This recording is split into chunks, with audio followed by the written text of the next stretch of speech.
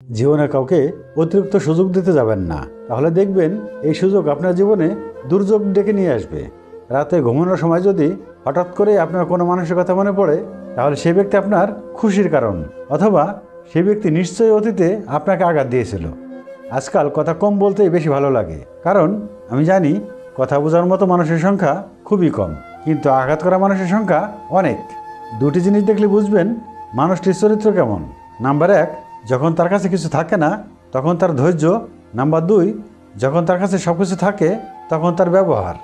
জীবন কারো জন্য থেমে থাকে না, কিন্তু মনটা মাঝে মাঝে থেমে যায় প্রিয় মানুষটার জন্য। তখন খুব বেশি কষ্ট হয়।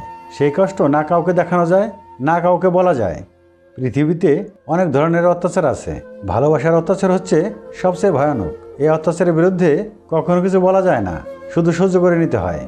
পিতার মৃত্যু শোক মানুষ একদিন ভুলে যায়, কিন্তু পৈতৃক সম্পদ হারানোর শোক কোনোদিন ভুলতে পারে না। মাঝে মাঝে রাত হলে এমন লাগে কেন, মনে হয় বুকের ভিতরটা হঠাৎ শূন্য হয়ে যায়। কাউকে ভালোবাসলে একটা সময় ভুলে যাওয়া যায়, ছেড়ে আসা যায়, কিন্তু কারো মায়ায় পড়লে তাকে সারা জীবনের জন্য কাছে রেখে দেয়। পৃথিবীতে প্রায় সবাই তার বিপরীত স্বভাবের মানুষের সাথে প্রেমে পড়ে। সময় এমনও হয় যে বয়সটায় সবচেয়ে বেশি সুখে থাকার কথা ছিল আপনার, সেই সময়টা আজ সবচেয়ে বেশি কষ্টে কাটছে। পৃথিবীর সবচাইতে জটিল কাজ হলো নিজের অশান্ত মনকে শান্ত করা।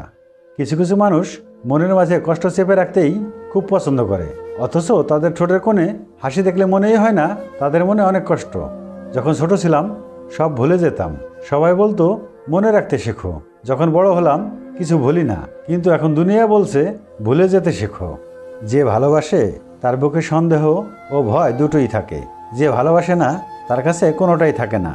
ধরে রাখা এবং যেতে দেওয়া উভয়ের মধ্যেই ভালোবাসা রয়েছে। একজন চরিত্রবান জীবনসঙ্গী পাওয়া সত্যি খুব ভাগ্যের ব্যাপার।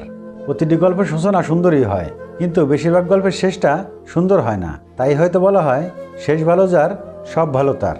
সম্পূর্ণ ভিডিওটি দেখার জন্য আপনাকে অসংখ্য ধন্যবাদ। চ্যানেলটি সাবস্ক্রাইব করে আমাদের পাশেই থাকবেন।